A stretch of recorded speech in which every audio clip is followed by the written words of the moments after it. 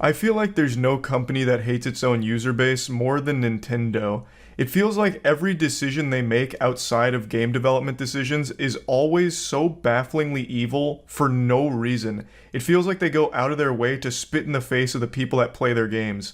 You know how, like, the Heart Attack grill, you get spanked by your waitress if you don't finish all your food? That's Nintendo. They spank you for just wanting to enjoy the games they produce. There's just a laundry list of awful things Nintendo does for seemingly no good reason. Like, for 20 years now, they've been locked in a war against the Smash Brothers community, just going full scorched earth and randomly shutting down grassroots tournaments left and right for 20 years, even though it's just a gathering of people playing their game at a high level. Like, that's not hurting anyone.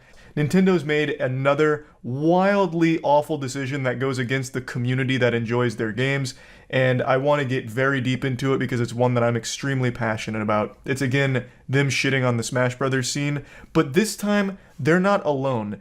Nintendo had an accomplice, and in fact, the Nintendo sidekick may have actually been the greater villain in this story. As most of you know, Moist Esports started in Super Smash Bros. Ultimate with Cola, so it's obviously a community I'm super passionate about.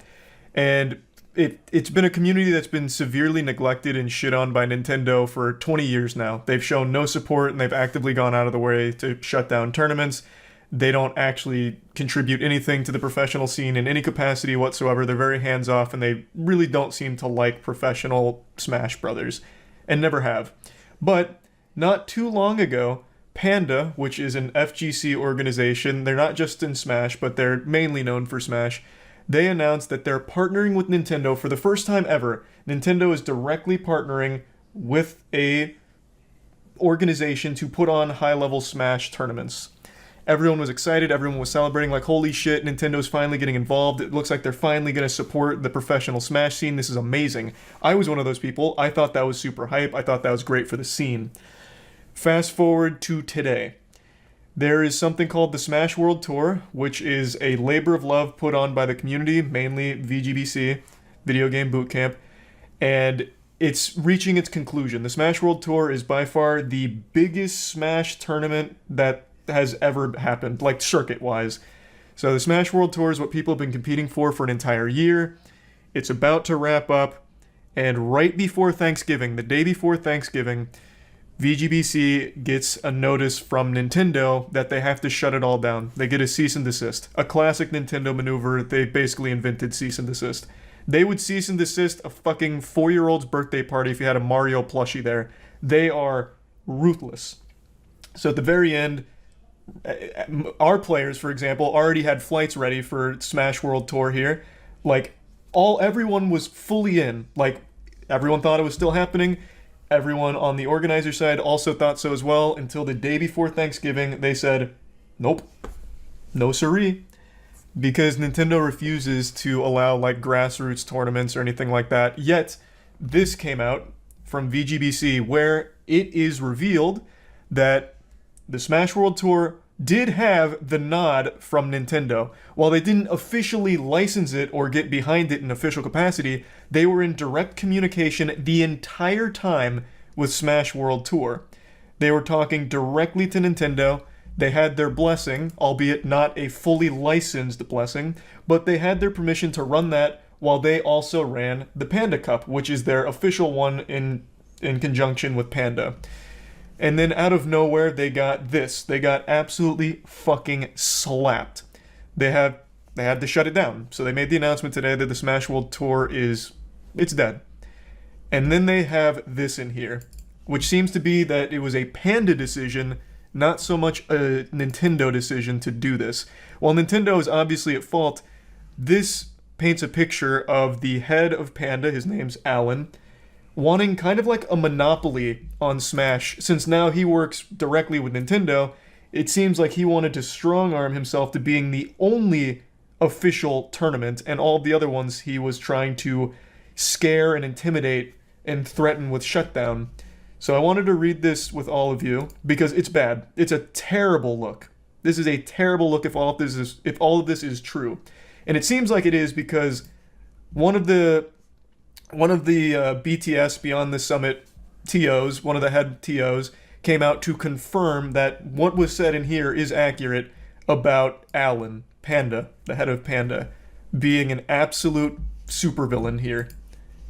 So it's looking like there's a lot of evidence to point to this being like an honest explanation for how the Smash World Tour ended up going from being okay by Nintendo standards to being wiped on the fucking pavement, like actually curb stomped. So I just wanted to read this and then go over it a bit more. That's kind of like the cliff notes to speedrun the lore on how we got here. It's an absolute shame because the Smash World Tour is just, it was an incredible thing. Highest prize pool for the whole circuit, the biggest circuit ever done. It's international, so they had talent from all across the world competing, and it was finally going to wrap up in a massive, extremely fun way. And then all of this happened. Fucking tragedy. So here. Around the same time, Panda Cup began heavily recruiting events for their circuit. The CEO continued to tell organizers we would be getting shut down shortly, and also added that any events that participated in the Panda Cup would not be allowed to be on the Smash World Tour. This exclusivity surprised us not only because of our Nintendo conversations regarding coexisting, but also because we were not exclusive. And even back in January, we told organizers that they could be on both with zero issues from us. This is in reference to the Smash World Tour.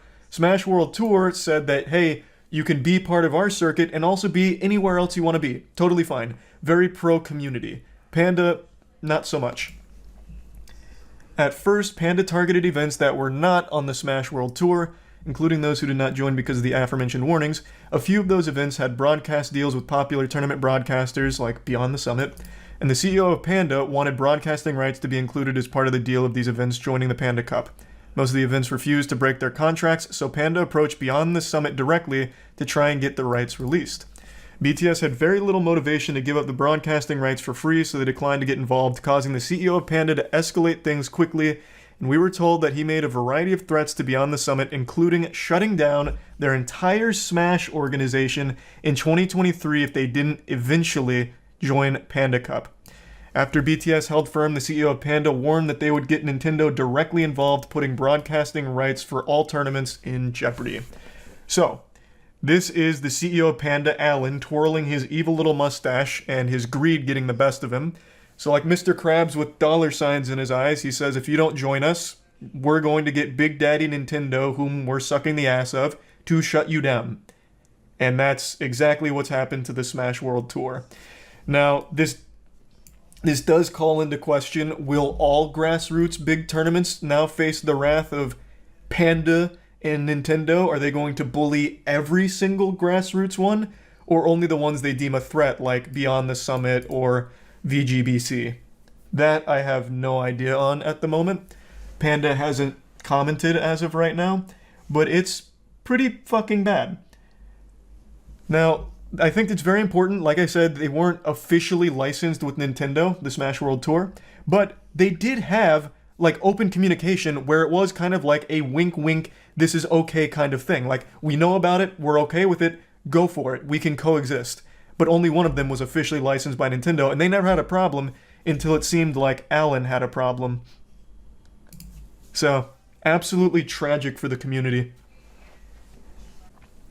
No, like, there is a big fuck Nintendo thing here, because if they would just fucking support the community besides just going with, like, the Panda Mafia, this would have never been an issue.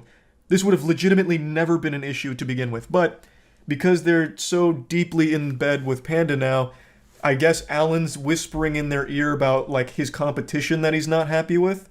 At least that's how it reads. And he's made threats, which, again, have been confirmed over here, even outside of this document. This is a totally different organization. This is BTS that's confirming the same things that VGBC stated. So it seems like he just went on a bit of a rampage. Now, I think there is also, I've seen this theory tossed around, I think there also is a reality where the CEO of Panda tried to puff out his chest and, you know, flex on the community that now Nintendo's backing them, so trying to scare Beyond the Summit. But Nintendo never listened to him, didn't take him seriously, maybe viewed him as a clown. But he was so bad to work with that maybe Nintendo just got soured on the whole experience of being in the pro scene, that they're shutting everything down, and once they're done with the contract with Panda for their Panda Cup, maybe they never touch it again. I think that's also a very real possibility where Alan didn't influence their decision to shut everything down by telling them to. He influenced it by just being miserable to work with. So they were like, fuck this, we're just gonna shut everything down and go nuclear. I think that's also possible. So we're boycotting the Panda tournament? I personally am, yeah. One other thing that I just learned about from the subreddit, I think it was Leffen that brought it to light, and Moki also confirmed, when you got invited to the Panda Cup, you had to sign an exclusivity contract confirming that you will be going. That you absolutely will be going. So they made you sign a contract commitment. Hate to say it, but players should find a new game in esports org to stop supporting the Nintendo. Yeah, I've seen that take as well. It's not even a bad take. Like, it is so hard to defend Smash at the pro scene, at like pro level, when Nintendo can just freely do this and openly does it pretty often. And now you have like an inside man here at Panda, Alan, who is actively going against the community as well. Like, it's just a fucking mess. Does this mean light is dropped? What? No, we're not dropping any of our players or anything. What? No. What this means is our players that were going to the Smash World Tour Championship are no longer, because it doesn't fucking exist now. Nintendo and Panda shut it down. Now, like I said, Panda still hasn't made a statement. Alan hasn't said anything. Maybe they have a different view of these events, but it's been confirmed by two very reputable sources. And I did have a call with VGBC, like everyone on board, as well as SmashCon, that also echoed these same things about Panda in particular and how this all happened with the Smash World Tour. So I did know this was coming at some point today. I just didn't know it was this bad. The only tournaments are Panda and you're boycotting. How will you keep the Smash players signed? Well, it's not just me, man. No one wants, like, assuming all this is true, which again, there's a lot of evidence to point to it being accurate, no one's going to want to compete for Panda. And like I said, since we still don't know if this means they're going to shut down all grassroots competition, it seems unlikely they would. There'll still be other tournaments, but there's not another tournament with the same level of competition that the Smash World Tour offered. So it's still a huge blow regardless. And since everyone already had their flights and everything booked, it's a massive fucking financial burden as well for players. Of course, Moist Esports paid for all of that, so luckily that doesn't affect our players personally, but not every player in Smash is signed. In fact, most of them aren't. So they probably just lost a ton of money booking all of this and now having to cancel. So you just lost a ton of money. Yeah, well, that's esports in a nutshell. Like, that is what it is. I'm just more upset about our players not being able to compete at Smash World Tour. I don't feel we know the truth yet. Like I said, we still need to hear from Panda and Alan in particular, since it seems like it's mainly Alan. We still need to hear from them. I just don't see a world where somehow every other major org had the same experience here, with Alan in particular. I don't see how that could somehow be like a smear campaign, a lie. Like, none of that really checks out, especially because there was direct communication with Nintendo the entirety of the Smash World Tour until all of a sudden they decided to cancel it out of the blue, or cease and desist it out of the blue. Think I'm being dramatic? You might want to keep listening. Like I said, that's still uncertain, but it's not impossible. There is still no telling if all of grassroots organizations will be shut down by Nintendo going forward because of this whole Panda thing or not. We don't know, but it is possible. It is very possible. Because you've seen a video about 10 people getting really upset about the ice climbers, which I uploaded, and it's one of my most viewed videos. A classic video to be sure, but he's also neglecting to mention where you've also probably seen it with the Salty Smash moments. Salty Smash moments have like fucking 60 entries now, and they're all golden. I still think Smash Rage is some of the best in all of gaming. It's so huge. It's such a massive explosion, and it's always enjoyable. So not just the ice climber moments. Salty Smash moments in general, I think most people know. Now, Alan has been running Panda and also wanted this. Real quick, let's double check to see if Alan has said anything. Since, again, he is the one that's kind of named and shamed in the document. Let's see if he's come out with his side of the story, or if that's going to be a little bit longer in the oven, cooking that up. Still nothing. His most recent one is, Peach being a baller was my favorite. Talking about the Nintendo Direct Mario trailer. Any minute now, though, he might drop some heat. Canceled. Why? Well, their event is officially licensed by Nintendo. First time ever, Now, by on the the way. surface, you might Huge. just think to yourself, well, okay, Nintendo licensed this one, but didn't license this one. It's Nintendo back at it again. They just don't understand the community, and they decided to go with one event, even though they should have gone with both. Now, it's not a shocker that Nintendo would cancel an event. It's happened many times in the past, usually to large public outcry that sometimes overturns their decision. But this is not as simple as... Wait, when has that ever happened? When they canceled Big House, there was a massive uproar, and I don't think they ever overturned that, did they? Wait, when has Nintendo ever overturned their decision in the history? Evo 2013 is the last time they overturned their decision. Almost 10 years ago? Holy shit. I'm just surprised it's ever happened even once. And the way it's worked for 20 years is that we have kind of just run tournaments and done our own thing and got no help from Nintendo. And Nintendo makes games and movies with Chris Pratt and does their own thing, and we don't mix. That's not true. They mix sometimes, but always negatively. They will usually just step in and say, don't do that. We're shutting you down right before it starts. Like, instead of shutting something down at the inception of it, they wait till it's about to happen. It seems so mean, like almost done on purpose. Like, they will wait for like the week before the event is supposed to happen and be like, actually, we changed our mind. You guys can suck our fucking nuts on it. Shut it down. No, really, shut it down. But recently, Nintendo has been getting into the habit of approving events, licensing events, like the Panda Cup. Now, people were a little nervous about that because they thought, well, okay, maybe this is a bad thing because if they're licensing events, what will happen to the events that aren't licensed? Are those events going to suddenly get canceled? No, we thought back in the day when we were young and naive. True. But I am guilty of that as well. I really thought so. Yes. Any event that's not licensed by Nintendo might just get outright canceled. Well, apparently, what was happening is Alan, the CEO and co-founder of Panda, was going around to different tournaments that were meant to be a part of the circuit, different regional organizers, and saying, hey, just so you guys know, you guys are organizing an event, and it's supposed to be part of the Smash World Tour. I would not personally do that, because that event is going to get shut down. And they're not going to come back in 2022. God, such a rat. Such a fucking rat. Which is kind of a weird thing to do. And those Nintendo directs or execs reminded them that Nintendo is not shutting down anything unless it infringes on IP with game mods. And that For those that are unaware, that was the main reason they shut down Big House, because it's Slippy. Slippy is a mod on an emulator, and they were very upset about that. It's to play Melee on an emulator, so that way it's like actual great netcode with rollback. Nintendo wasn't having it, so they shut it down and blamed game mods. But in this case, it's just playing the actual fucking game. It's just like actually playing the base fucking game, normally all above board, by the numbers, by the books. So they couldn't fall back on that, and they're just straight shutting it down because looks like Alan doesn't want competition and wants a monopoly on tournament hosting. Panda players are all coming out as blindsided. Well, obviously the players had no fucking say-so. They didn't know Alan was going rogue behind the scenes like some kind of espionage agent trying to sabotage the community from the inside. Like, how the fuck would any of the players know that? Clearly all the players are on the community's side. They didn't have any hand in Alan making these outrageously stupid decisions here. The CEO of Panda escalated things and made a variety of threats to be on the summit, including threatening to shut down their entire Smash operation in 2023 if they did not join the Panda Cup. Beyond the Summit held firm. They said, fuck that shit.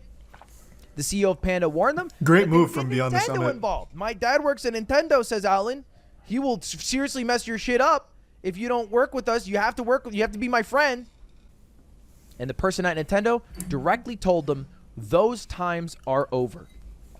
Yep. A bold statement. There's no longer a way to run Smash events unless they are licensed by Nintendo directly.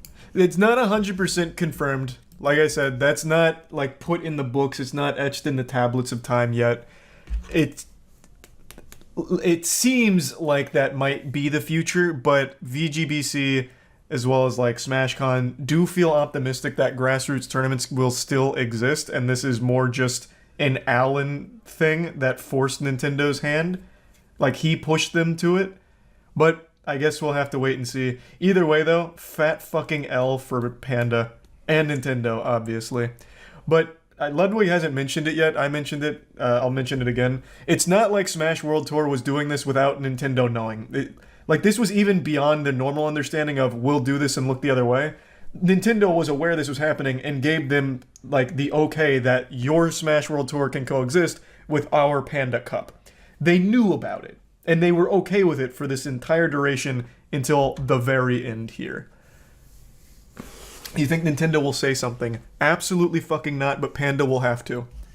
Panda will say something. Nintendo will never once address this in the entire history of the fucking company's career, or lifetime. They never do, never will, but Panda's gonna absolutely have to. Panda is an FGC-based organization that is such a tight-knit community. Even if you don't play Smash, all of their Panda players are going to be questioning if staying with them is the right move for optics, because the FGC is just so intertwined with each other. So Panda's gonna have to, Nintendo never will. I am very curious to see what Panda says. Be surprised. You might be surprised. They just might if it's this big. I just don't think so. I don't see any world where Nintendo addresses something like this. Nintendo addresses an impersonation account that tweeted out a picture of Mario giving them the finger. But they won't address, like, actual things like this. Did they ever say anything about the Big House uproar? Because that was a big one. That had a whole lot of community pushback, a whole lot of community outrage. I don't think they ever said anything. I guess maybe this could be different since they're directly involved with Panda Cup. I could possibly see it. But even then, I just doubt it. I just really doubt it. I really feel bad for all the Panda staff, players, and casters caught up with this and no communication. Of course, you have to. The community seems to understand that the players and Alan are two very distinct, different camps within Panda, as well as, like, staff and casters. Like, those are so far removed from what Alan was doing with his fucking mob protection racket of, you should join because, well, you might get shut down if you're unlicensed, you know, just might be a little weird out there, might be sleeping with the fishes if you're not in Panda Cup. Like, that is an exclusively Alan thing.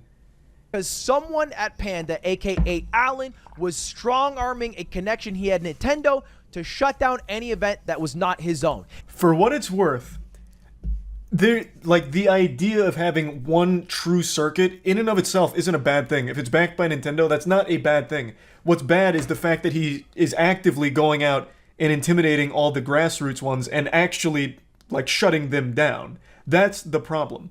Like, having a fully sanctioned, like, authentic circuit is a cool thing. Like, the one true Nintendo-backed cup that means the most. That's a cool thing. But you don't need to go and just start, like, fucking beef stewing all of the grassroots ones that built the community in the first place. Am I going to be able to run a Smash event in the future? Every single Smash... Should this be the case where the times are truly behind us, where Nintendo will not allow grassroots to happen... Yeah, Lud would never be able to run another, like, Lud Invitational, which is a fucking shame, because that was a great event.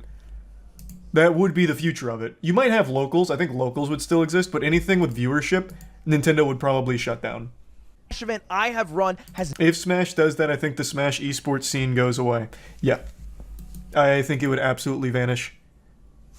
I don't see how it would survive. If all of the grassroots majors and everything get shut down and only Panda Cup is left, no one's going to want to watch it because of this, and none of the players are going to want to play in it because of this.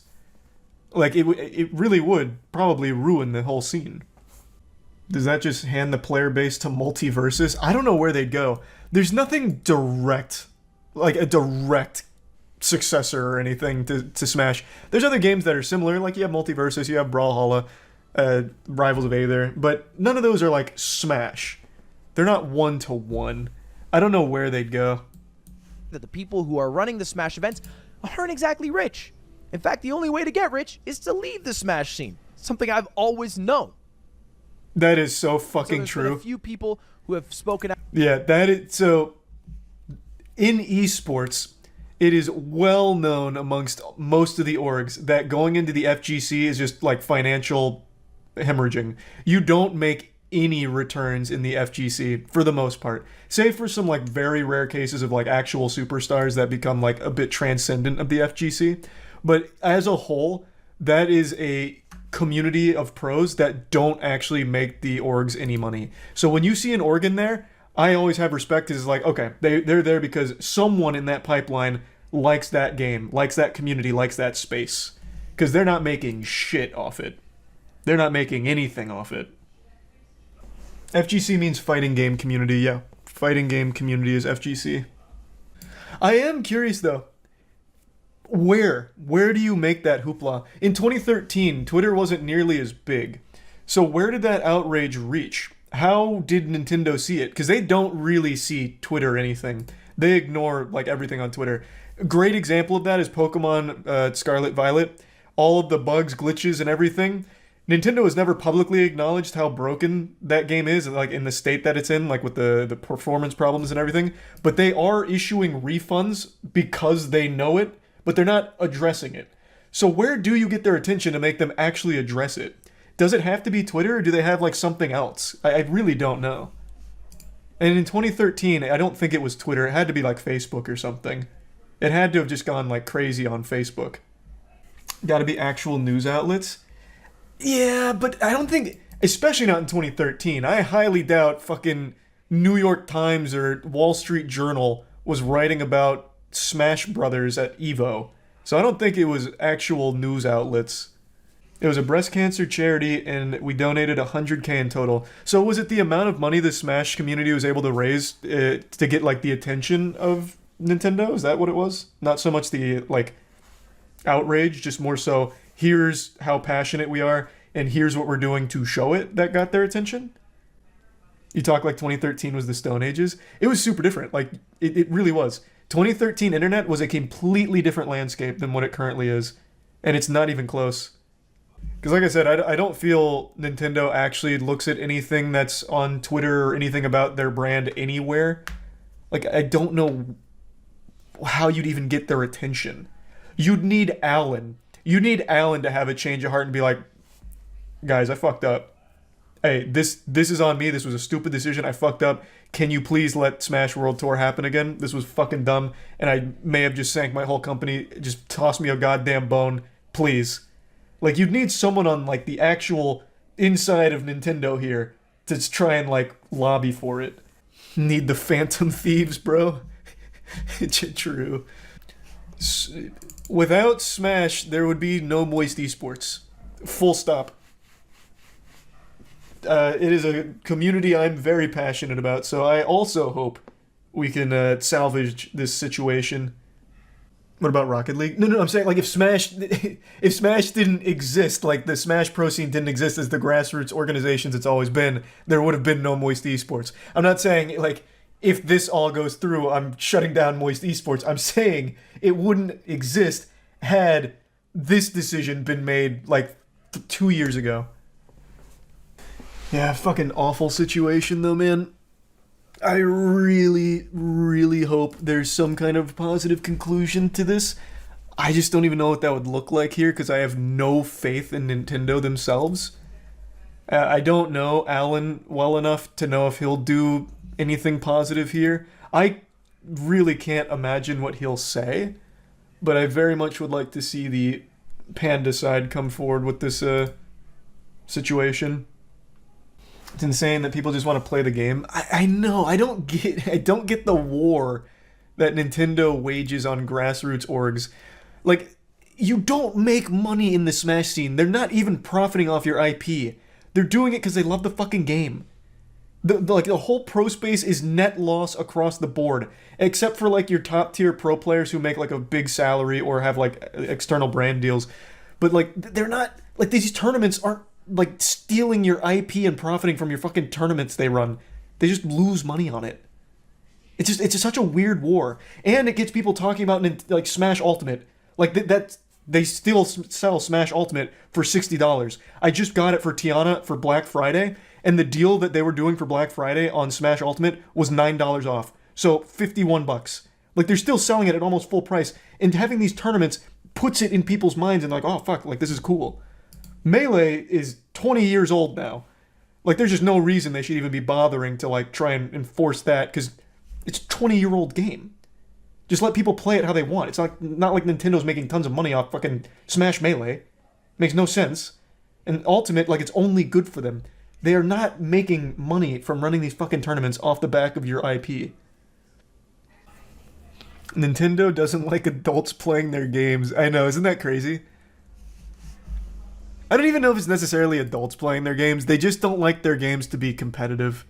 Like, that's not a secret. They openly say they don't really like that their games are competitive. They just want to be fun party games, which they are, but they also do have a layer of depth that makes them fun competitively.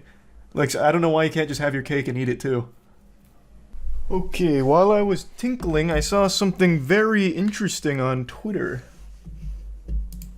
And this time it wasn't just more OnlyFans promotions. Check this shit out.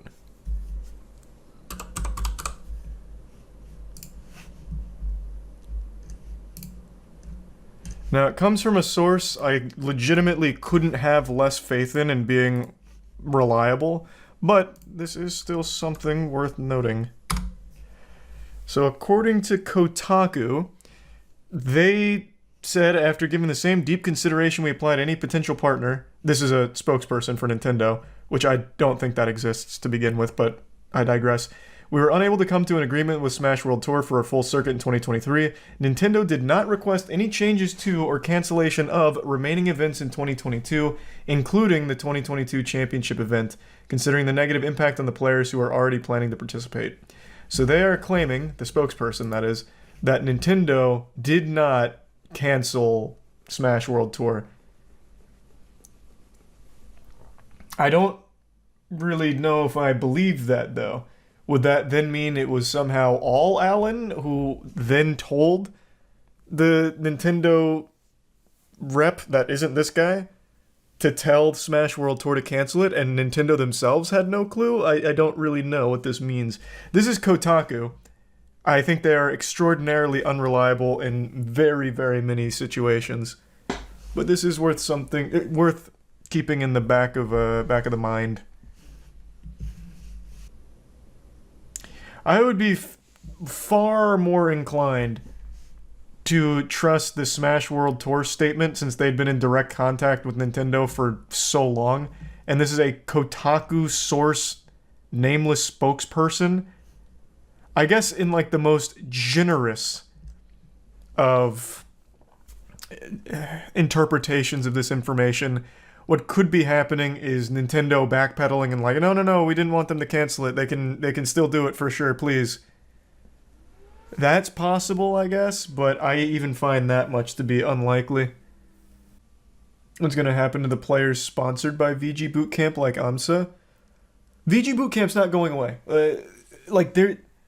They've lost the Smash World Tour, and also Glitch Double Down are also canceled, but it's not like that whole company is folding or anything. Like, they're not dead. I guess he thought people would think his claims have authority and never question it. I guess. I have no idea. Things a bit cranky. Do I think there'll be an apology video? No. I don't know Alan super well. My guess, though, based on this behavior, he's going to come out with something like the truth, or it's time you know what really happened, and use all kinds of deflectionary techniques to placate all of this. That's my guess. I don't think he's going to own up to it or take any responsibility or shed any real light on the situation. 2 minutes ago, a short follow-up regarding Nintendo's response. Okay, so this is fucking fresh. Here. It is about the Kotaku thing we just pulled up. Didn't expect to address this, but Nintendo's response via Kotaku has been brought to our attention, and that's what I already showed. We're unsure why they're taking this angle, especially in light of the greater statement and all that it contains. And then here's the original statement. We received this statement in writing from Nintendo shortly after our call. It is Nintendo's expectation that an approved license be secured in order to operate any commercial activity featuring Nintendo IP. It is also expected to secure such a license well in advance of any public announcement. After further review, we found that Smash World Tour has not met these expectations around health and safety guidelines and has not adhered to our internal partner guidelines. Nintendo will not be able to grant a license for Smash World Tour 2022 or any Smash World Tour activity in 2023. To be clear, we did not even submit an application for 2023. The application was for 2022. Nintendo including all 2023 activity was an addition we were not even expecting. In our call that accompanied this statement, we asked multiple times if we'd be able to continue to operate without a license as we had in years past with the same unofficial understanding with Nintendo. We were told point blank that those times are over. They followed up the call with their statement in writing, again confirming the 2022 championship and 2023 activity were in the exact same boat. I trust that far more than the Kotaku source. If they want to take this stance, though, then how about Nintendo tomorrow come out and say, actually, there was a misunderstanding. Smash World Tour Championships should continue as planned. And then they just reschedule the date. I'm sure players, while they will have lost a lot of money, will appreciate the chance to continue to compete at that level in that tournament. If this really is how they feel. But this, I think, is absolute nonsense, considering this is what Nintendo's actual stance was during their conversation. Do you think it's them backtracking after the pushback? No, I think this is just blatantly lying. Like, I think whoever they talk to here has no fucking clue what they're talking about. I don't know who Kotaku got in contact with, but I don't trust the source at all. Imagine this kind of drama happened in a League or Counter-Strike tournament. Oh my god, the community would lose their shit. If it happened in Counter-Strike in particular, Counter-Strike has like a tournament every hour. If all of a sudden Valve's like, actually, we're going to step in, but we're only doing one major a year. So all the other ones, get that shit out of here. We're going to do the one Valve major a year, and all of the other ones, illegal. That'd be the end. That'd just be the end. Well, my friends, the time is upon us. The drama train has finally reached its last stop. Give yourself a pat on the ass. You deserve it for sticking it out through this bumpy ride.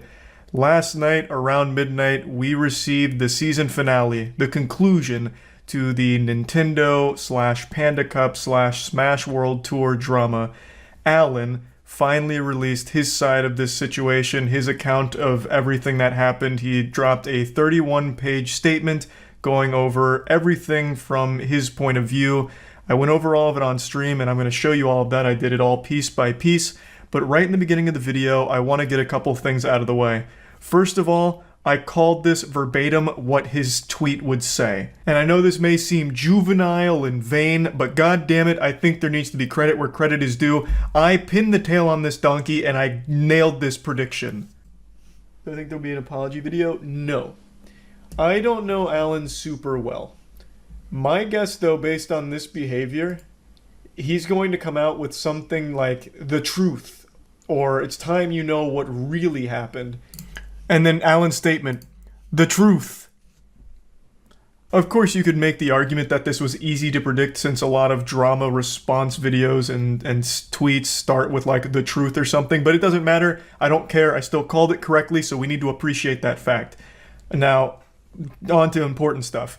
Alan's statement is more he said, she said. Most of everything that's happened with this drama is hearsay. From all sides of this situation, Nintendo saying, no, we said this verbally, but Smash World Tour saying, no, you didn't say that verbally. In fact, you said the opposite verbally. It's just all across the board. It's a lot of people saying, they said this, no, they said that. However, Smash World Tour is so far the only source that has provided concrete evidence, like receipts. They published some receipts today in response to Alan's statement. So, like I said, Alan's statement is mainly more he said, she said, but in the very beginning of his statement, he gets a little conspiratorial and makes an extremely bold claim that the Smash World Tour was a gambit that they may have never even had the intention of completing in the first place. They may never have even wanted to have the championship unfold. And he makes the statement that the hotel that it was supposed to take place at was never even booked. It never existed. That whole block never existed. This is unequivocally false. It was proven wrong almost immediately. It is either a blatant malicious lie or he is severely misinformed. Not only was it proven wrong by the community, you can go on Marriott.com and still see that you can book a reservation for that event, for the Smash World Tour fans and friends at the Marriott. And if that wasn't enough proof, Smash World Tour today, in a response to Alan, posted their most recent invoice from booking that event. So this statement from Alan is completely wrong. For me personally, that was a giant red flag that immediately cast doubt on his reliability as a truthful narrator for his perspective here. Of course, this could have been somehow just a big mistake on his part, but with something of this magnitude, that's a very large mistake to make because he hung a lot of his belief on the fact that the Smash World Tour was a gambit and then used that kind of statement as like a gotcha, like a smoking gun. No, it was never even booked when it was. There is another head-scratching moment in this document where he claims to not know who LD is, one of the key people behind Beyond the Summit, an organization that he mentions multiple times in this document as like, complimenting them on their importance, and yet somehow he doesn't know who LD is. He made a statement saying, I don't know who this guy is, but he's going around saying some shit and I don't even know who the fuck it is, when he is literally one of the biggest figures in the Smash tournament organizer scene. Like, it's very hard to believe that Alan, despite the communication he's had with BTS and despite how much he seems to know about them, would have no idea who LD is. Very, very weird stuff. But again, I went through each one of these lines. I went sentence to sentence with a fine-tuned comb to get like the entire story, the entire situation, and go through all of it to get all sides. So you'll see all of that. I just want to get like this brief overview here because this is just a lot of information to take in. I do also want to mention that Smash World Tour, in their response to Alan today, posted a screenshot of the email communication they had between Nintendo, which showed them declining their licensing for 2022 and 2023, which they didn't even apply for 2023, by the way. And after their verbal communications with Nintendo where they said the time is over, it is very clear now, with that evidence being posted, why the Smash World Tour was canceled. This is something Nintendo's done before with Big House, where Big House was told by Nintendo you probably shouldn't go through with this. They decided to go through with it anyway. Then they got formally cease and desisted right before the event took place. What happened here is very much the same. Nintendo strongly implied that they shouldn't go through with the Smash World Tour considering they weren't getting a license. They said verbally that the time of unlicensed events is a time that's gone now. So after they got declined, they naturally believed that they shouldn't go through with it or else they'll have what happened with Big House happen to them. And Nintendo is not a company you want to get into a litigious battle with or anything, so they made the decision that it needs to be canceled because Nintendo is implying heavily that it needs to be canceled. So that evidence is now posted on the Smash World Tour's response, so it's another important piece to this puzzle. And there's one more thing I want to mention before really diving in. I think it's important to mention that immediately after publicizing this and everyone having the chance to read it, there were like 10 or 15 tournament organizers in the Smash scene that have been around for decades and they're very well respected that all came out to talk about how negative their experience with Alan has been over the years, and corroborating a lot of the claims that Smash World Tour made about him, as well as claims made by BTS about Alan. And these are tournament organizers that weren't even associated with this drama in the slightest. In fact, one of them was even praised by Alan in his statement, but then they came out and said, well, that's weird because we had a terrible experience with you, and then listed all the problems they had with Alan. These were people that weren't named and shamed by Alan. They weren't forced to respond or defend themselves. These were people in the scene that have had an experience with Alan that they wanted to talk about publicly and call him out for his bad behavior, and they called his statement manipulative or even just straight up wrong or lying. And it was a lot of people all going against Alan and corroborating the claims made by Smash World Tour and BTS. Now again, it is all hearsay. There was no hard evidence or anything like that. It was just an overwhelming amount of tournament organizers that have been in the scene for decades that are all saying the same thing about Alan. Meanwhile, on Alan's side of things, it's only him. I have yet to see even a single person come out and try and verify anything Alan has said or corroborate any of his points. It is just him. Now, whether or not that has any weight is entirely up to you. For me personally, I think with the overwhelming amount of support for Smash World Tour and BTS claims, as well as saying a lot of what they've said, and these, keep in mind, these are unassociated tournament organizers. They don't work for BTS, they don't work for VGBC or anything like that, yet they still are giving their first-hand accounts with Alan, and they're all very much similar, like they're echoing the same things. To me, that carries a lot of weight because those are very well-respected figures in the scene, and they are just blowing the lid wide open here, letting the genie out of the lamp and giving their full, unfiltered opinion on Alan and his behavior from what they've experienced. Alan doesn't have that kind of support. There's no one that's saying those things for him. He is the only one that is saying the things he is. No one else is backing him up. Whether or not that's because they're afraid of public backlash is very possible. That could be an explanation, but there's really no telling. The support on the other side of things is just hard to ignore. I am no longer the CEO of Panda, and I will no longer be a part of the Smash community. I do not wish to return. Community deserves the truth, and I'm not afraid to call out names I have to. The private information of myself and members of Panda have been leaked online. This has gone too far. If there's anyone who is interested in purchasing my shares of Panda, please reach out to the company. Divesting is a complex process that takes time. Okay. So he wants to fully step away from the community after everything here, and he's about to drop the hottest potato the community's ever seen with names as well. For a quick summary of the actual truth, here is a message of notes I took during a conversation with a TO on April 14th, 2022. Ken said that you said you'd kill everyone who doesn't work with you. Is that true? Yeah, so it turns out Ken is spreading shit. To the point that blank even asked blank, how do you really feel about Panda? Do you have any hesitations? To which blank said he has none. Blank. Redacted. This is like a CIA document. Everything's fucking redacted. Right away, though, he mentions that BTS and Smash World Tour feel threatened by them. It feels like the opposite. What are you talking about? The whole community was celebrating Panda working with Nintendo, including the other orgs. I don't really know where that's coming from.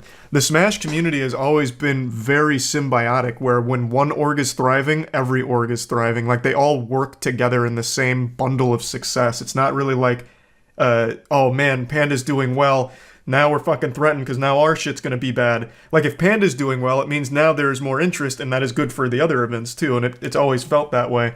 Maybe it was different behind the scenes with Alan. I don't really know. It's super hard to decipher this mess right here.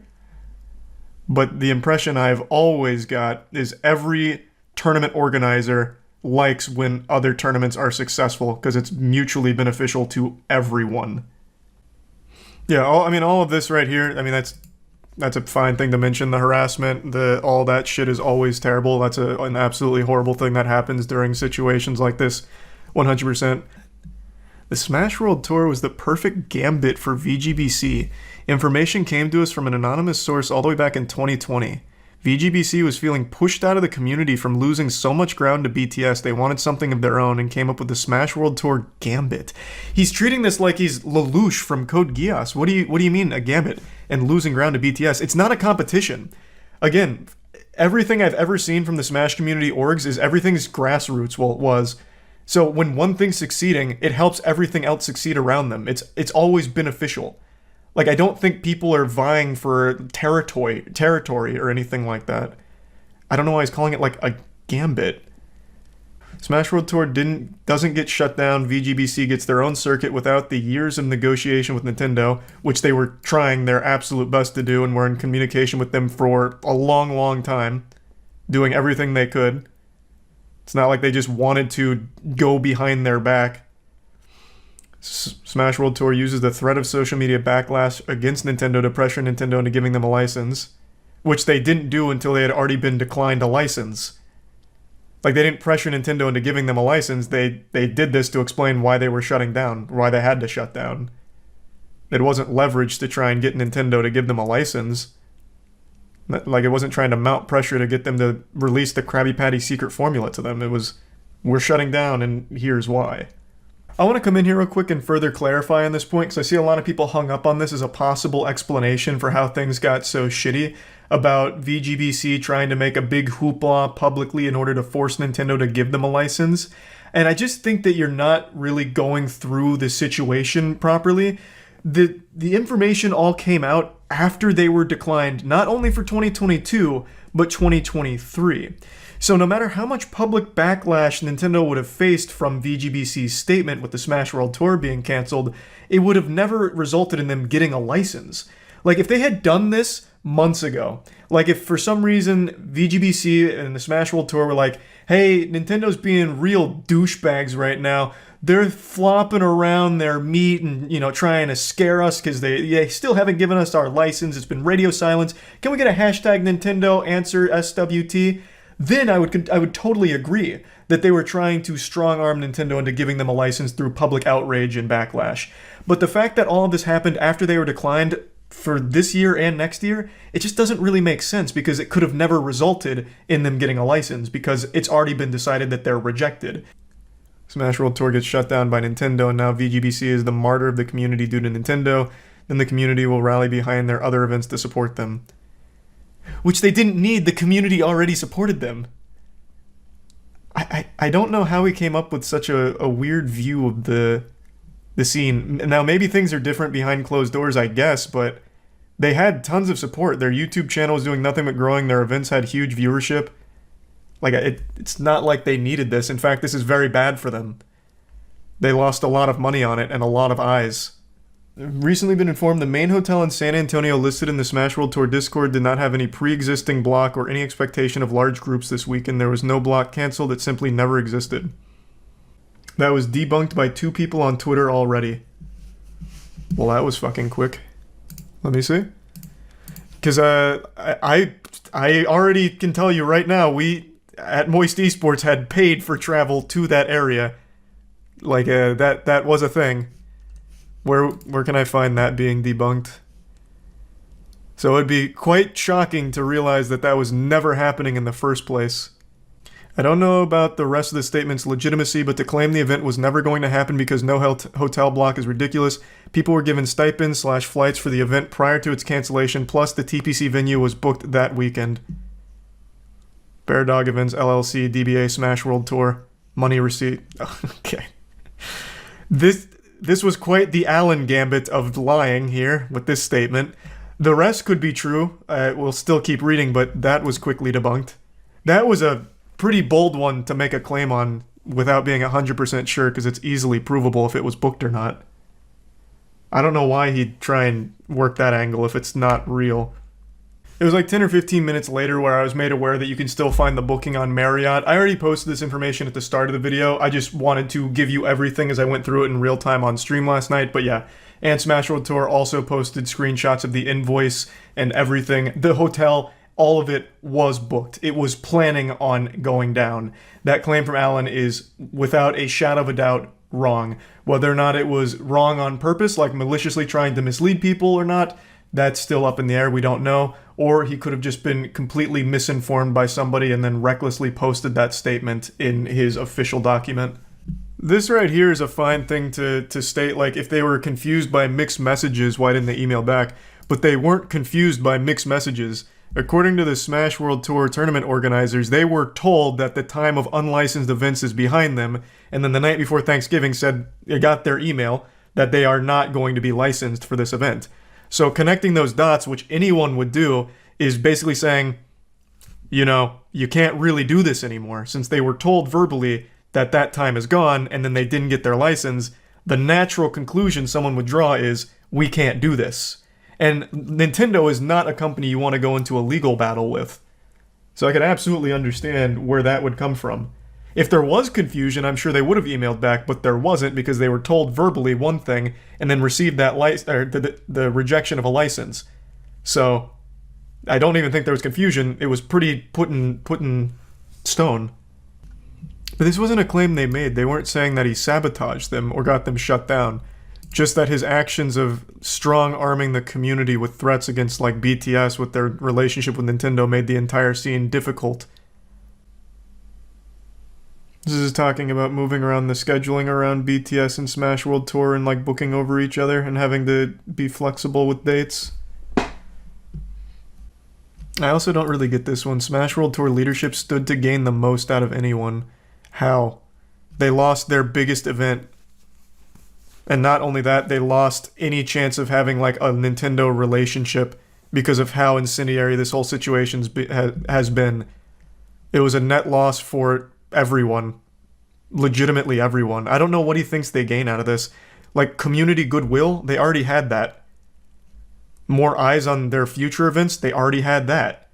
Like, people just watch the events regardless. I don't know why he thinks they gained anything. It's just a full net loss. It's just a bad thing all around. I don't know where he gets this view of, like, them wanting community dominance. Like, I don't think they've ever shown anything like that. They're more than willing to, like, let tournaments run however they want to run. join the Panda Cup, don't join the Panda Cup, whatever. But like with Panda, there was the exclusivity to it where they wanted everything to be exclusive. They wanted all the broadcasting rights. That sounds more like community dominance as opposed to VGBC's events being like, yeah, you guys can do whatever you want. VGBC doesn't even charge you to watch party their events. Kin posted receipts. I've had a feeling he would. I have a feeling there's going to be a flood of receipts coming out after this. Yeah, this was the final act of this play here. There is a lot happening all at once. Sidebar, I've been told that someone named LD is claiming I said things. I don't know who LD is, nor do I care. As far as I'm aware, I've never talked to them, never seen them, and never met them in my life. LD is one of the actual biggest people at Beyond the Summit, like a founder. You know him. You would have had to know him, especially since you've already been talking about Beyond the Summit. I don't know why he's making these easily provable false claims, such as the hotel never being booked or whatever. Yeah, I'll double check. I'm pretty sure LD is one of the founders of Beyond the Summit. Like, been in the scene forever. So if you just go to like very base level, like if you just want like base level, not even digging too deep, going to Beyond the Summit, founded March 2012, key people are David LD and David Gods. Like, they've been there the whole time. And you've been talking about Beyond the Summit and talking to Beyond the Summit, as you've mentioned in your statement. Thus, you know LD. I don't know who Liquipedia is. I've never met Liquipedia. That's such a weird claim to make. Here's the background on my two whole personal interactions this year with BTS, or more specifically with one of the most unsavory individuals I've ever had the displeasure of interacting with, Kin Chen, aka Hotbid. Kin is also the one that just dropped the fattest load of receipts on Twitter a moment ago. At least it looks like it at a glance. Voice crack, at a glance. He's got like 7 tweets that he queued up here after reading this. BTS is a pillar of the community and sets new standards for high quality productions in Smash all the time. Yet you don't know one of the founders, like one of the key people. I thought this was going to be a screenshot of Kin looking terrible here, like of him looking really unreasonable and mean. It just looks like really to the point stuff like, no, that's great. Happy to talk to them. I figured he'd look for like a screenshot that makes Kin look terrible in their conversation. But he just showed a very normal conversation here. This is talking about the broadcasting rights. So it looks like the Beyond the Summit people weren't replying to Alan, not wanting to talk to him or work to him, so he's showing the screenshots to show that they weren't receptive to his communication and attempt to work together, which is a fair thing to show. They didn't like Alan didn't like them. Looks like Alan kept trying to reach out to make some partnership happen that BTS wasn't interested in. He yelled, "Let it happen. Let the can of worms open." Kin was willing to jeopardize the entire Smash community with reckless abandon. And it would have happened had I not figured out how to stop the escalation without him. This is reading like an actual soap opera plot. Now on stream, I didn't read this line by line of his character takedown of Kin. He made an entire section all about how much he dislikes Kin, calling him extremely unprofessional, talking about times where Kin was yelling at him and saying all kinds of like wild, over-the-top shit. I didn't read any of that out loud, but he focused very much on personally going after Kin, calling him just a terrible person to work with and all kinds of horrible things, which is very shocking for the whole community to hear because Kin has an unreal reputation. Like, squeaky clean people love Kin, not only in Smash, but in Dota as well, as I understand it.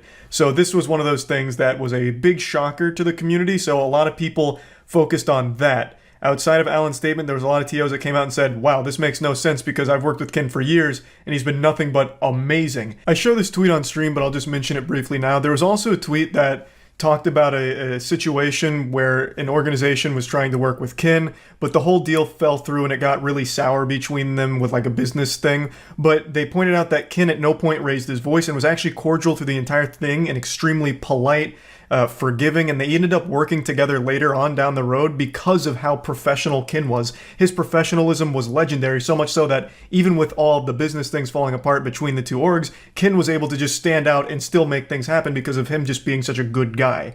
So everyone came to bat for Kin, even though Alan had wrote like 6 paragraphs detailing a horrible, horrible character assassination of him. Alan is the only one that has anything negative to say about Ken, which is a little odd. Here's me talking to Alan about how running to Nintendo and banging on doors about the broadcast rights is potentially an existential threat to the entire scene. Oh, this is actually the continuation from one of the screenshots Alan posted, because it's still talking about broadcasting rights in the gray area. Where are we coming in here?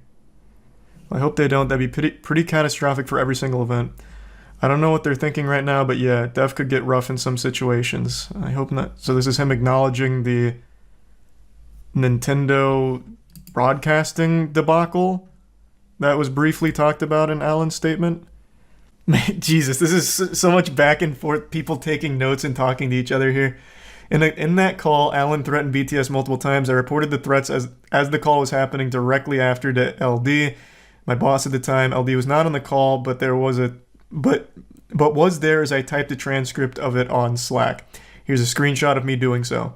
Dude, Alan's on the call legit threatening me about 2023. What the fuck? To be clear, I did not yell or explode at Alan. Of course, there's no way to prove one way or the other. He may have, he may not have. There's no way of telling. There's no hard proof on either side. Panda themselves issued a statement saying they regret Alan threatening BTS, yet he completely denies it happens here. I don't accept your apology because even here you don't actually apologize. You even say accept kin and only admit the conversation was perceived wrong. That is a fair point. In Panda's official statement, they acknowledged what Alan did and why it was bad. Well, not why it was bad. They acknowledged Alan did threaten BTS, but it looks like Alan's saying that didn't happen and he doesn't even know who LD is, which is a weird angle to play. I have not been publicly and privately turning people against Panda for months. I've simply been telling the honest story of what happened, which was threats and bullying by Panda, his own org. Threats and bullying that Panda, his own org, admitted to happening. I will say that since there's no like verbal proof either side's going to have here, I don't think any of them secretly recorded the call. Taking notes of what happened on either side is completely unreliable evidence. Because let's say I'm in an argument with someone or I'm talking to someone I really don't like, I could easily just be like, I'll just type some fucking notes right now about shit that's not happening in order to use this later if I ever need to. Because there's no way you can ever fully disprove it since it's just a verbal communication. You can literally type anything. Like you can't put a lot of stock in, I took these notes during the conversation as they happened. On Ken's side or Alan's side, neither one of them really has a whole lot of stock in it. Like, because again, you can just type anything if you just don't like the guy. Like it doesn't, it's not real evidence. They would need like an unbiased third party to take those notes, yeah. You would literally need a witness there to transcribe it accurately. But even Panda says Alan tried to bully the other org. No. That is confirmed by Panda as well as multiple sources. Like, that has confirmation. What I'm saying is, like, the note-taking of live conversations isn't evidence. Here's us predicting this drama and situation happening in March, which is why I didn't speak out earlier about this whole thing. I didn't want the entire community and Panda as an org to suffer. It sounds like he is so desperate that he's trying to get Nintendo to bully TOs into working with Panda. Yeah, I don't think that can even happen, though. And yeah, response is definitely a massive PR response, which gets the entire community to say fuck Panda and fuck Nintendo. Because Nintendo does actually care about public backlash, and this would be basically Evo... And this would be basically Evo 2.0. The biggest public backlash in history would be shutting down every major TO's ability to sell sponsors and broadcast rights. Yeah, it's the death of the competitive stream smash. This is them talking about, like, this could happen with the way Alan was behaving, I suppose. This is just hearsay. Yeah, so far Alan submitted no proof. The only proof he's had is that BTS didn't respond to him, but both sides are acknowledging that their conversations together were not productive and they were not friendly. They were not good conversations. So it makes sense BTS wouldn't respond to Alan going forward. That's not really showing me anything. Their unwillingness to work with him. That actually tracks. That sounds about par for the course. Okay, so he's saying that this was a misunderstanding about strong-arming and threats, I guess, by extension. That he was excited to talk about it and maybe didn't convey it properly. Which I guess? But Panda said that they were aware of a way that Alan conducted himself that was unprofessional and not good. That doesn't sound like a misunderstanding. If it was a misunderstanding, I feel like Panda would have been much more on that train of, no, Alan never meant anything by this, it was a misunderstanding. I feel like they would have defended that as opposed to just run with it. Like, yeah, we know Alan did something bad. And then, like, be dismissive. But they acknowledged it, right? But if it was a misunderstanding, I feel like they would have just said, like, no, this was a misunderstanding. I guess maybe at that point, like, the Panda PR team wasn't talking with Alan, so I'm trying to give, like, a really charitable interpretation of it, because he's saying something very different than what Panda themselves was saying with that. I would be very inclined to believe this statement. We get 10% of a much bigger pie, we don't want the full pie. If he wasn't asking for exclusivity, though, right? He still hasn't explained why it was exclusive, because it's redacted information in here. I guess that's like a super secret thing. But there'd have to be like a really good reason for it to be exclusive, because that's like the exact opposite of we don't want the full pie. Big question we get all the time is, what is Nintendo providing that makes the partnership worth it? I don't even care what he says going forward. What are they providing? Fucking nothing. Them just being there in an official capacity is more than they've ever done, and it takes a big headache away of like, will this get shut down by Nintendo? Maybe they do more than that, but all they need to do is just like sign off on it. Like, that's all they've ever had to do is just sign off on it, and if they like it, man, maybe even put like some money and like prizes behind it or some shit.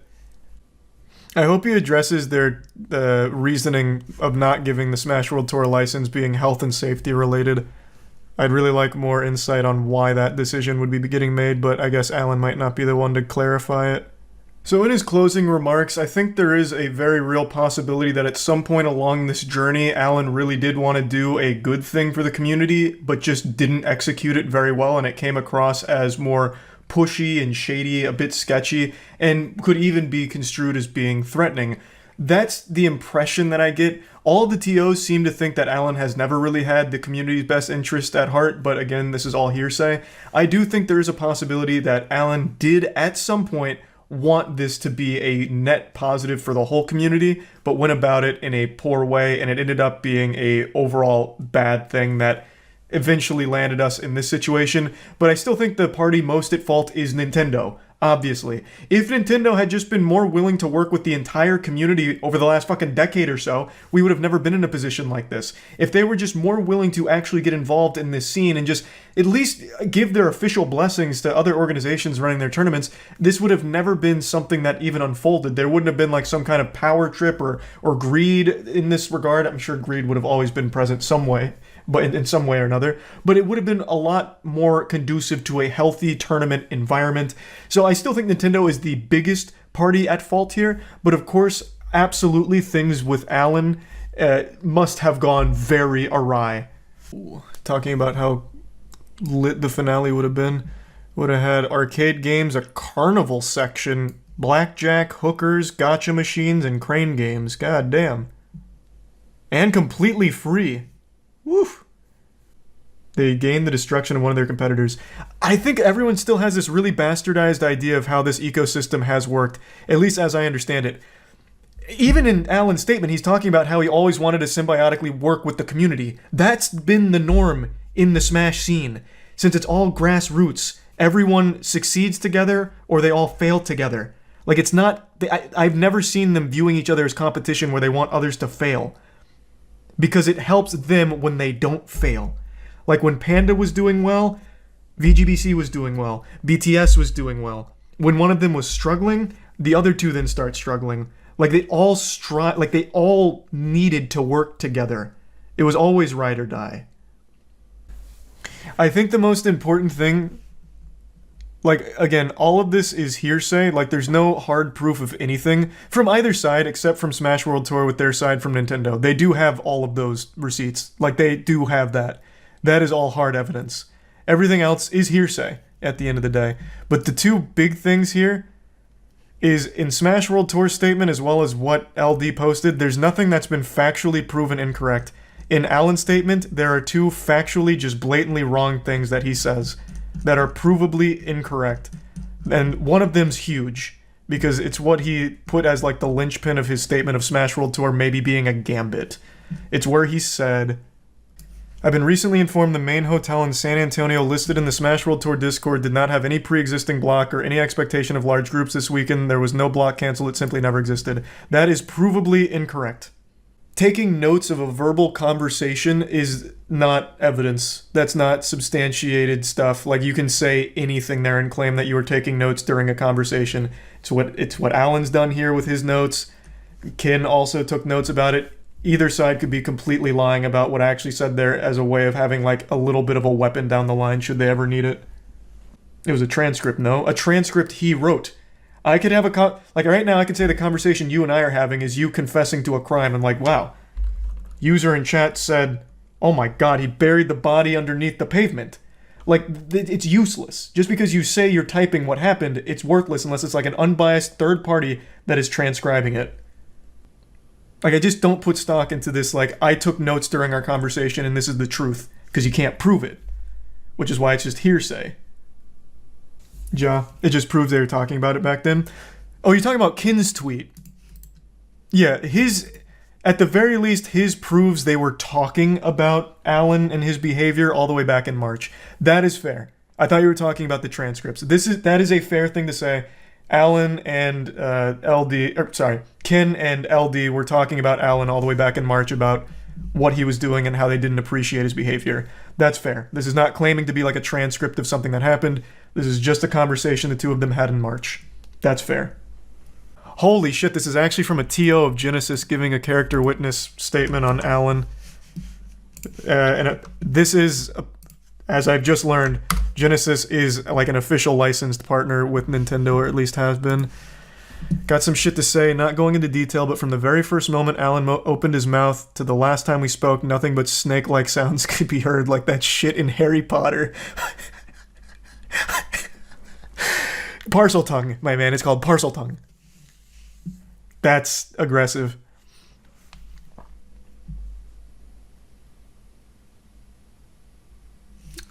Again, this is all hearsay, but I think it's important to note, every TO so far has only had negative things to say about their interaction with Alan. There has not been a TO to come forward as like a positive character witness for Alan yet. There's no evidence, but this is like the 9th or 10th TO to share very similar experiences. In one call, it was confirmed that he was to be the licensed broker for the whole scene. This has the potential to be really, really bad for everyone. That means eventually, if he wanted to, you would have to be part of the Panda Cup to get a license, one person having the keys. If that's true, that is a massive problem. Obviously for the reason he points out, but also if he just doesn't like you, he never has to grant you that license. And thus, if the time of unlicensed events is truly behind us, like Nintendo said in their call with Smash World Tour, if all of that's true, then that means you would not be able to run events without Alan's blessing as the license broker. I can go on, but generally most of the shit he's saying in that 31-page garbage tweet is a lie. It's riddled with manipulative ways of speaking, and it's just more of what I expect of a guy who thinks he's the fucking savior of Smash.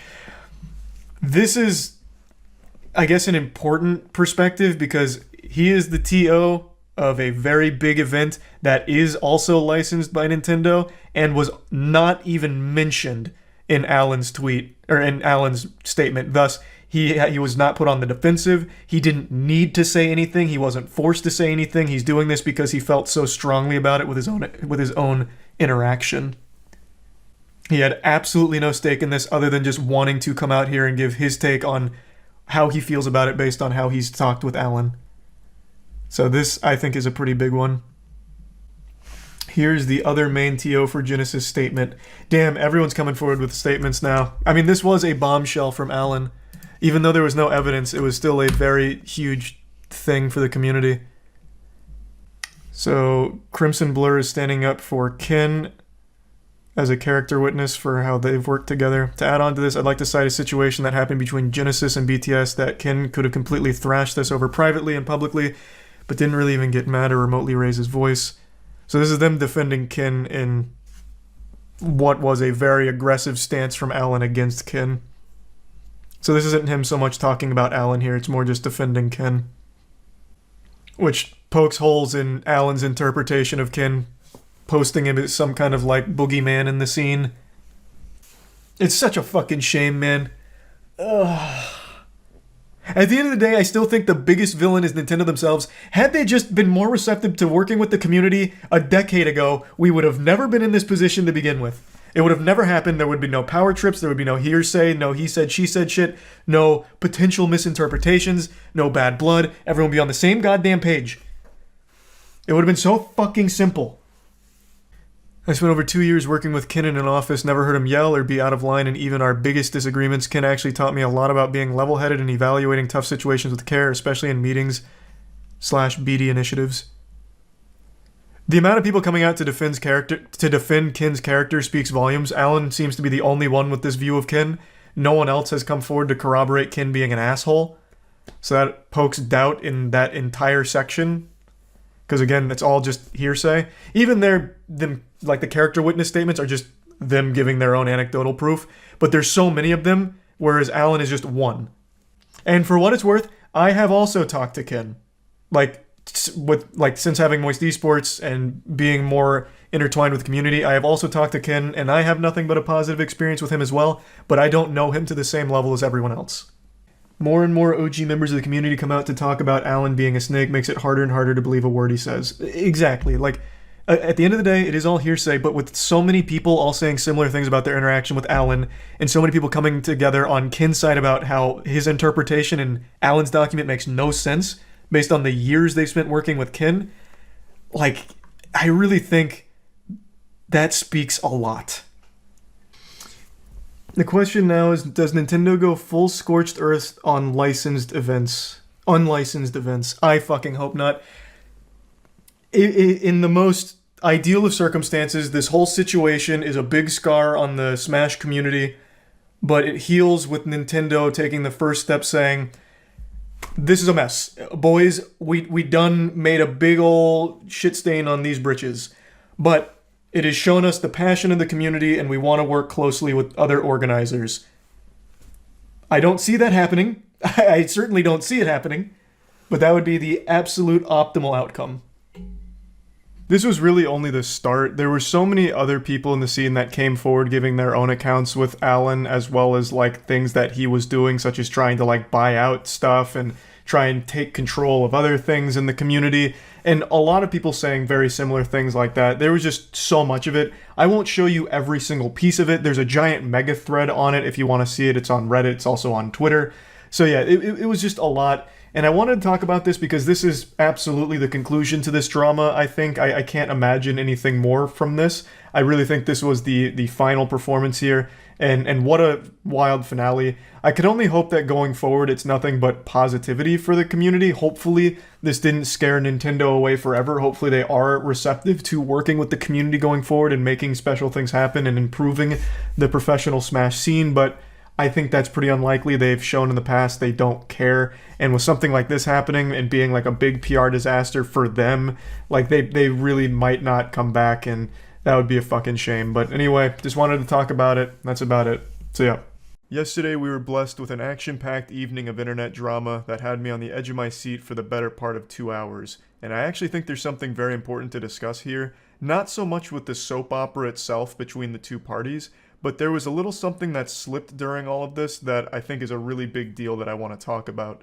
Now, I'll go ahead and break down the situation for you in case you weren't on Twitter, and if you weren't, God bless you, keep up the great work, you're doing amazing, champ. Now, it all started on Twitter, but it did spread to Twitch with competing live streams where one side was giving their take on the situation and the other side trying to debunk it. So, it spread like a virus, and it all started with a series of tweets from a content creator named Frosty. He came out with a series of tweets making big accusations against his former employer, 100 Thieves, basically just putting his ass in their face, making all kinds of big claims like them taking 95% of sponsorship deals, as well as a myriad of other problems that he had with the organization.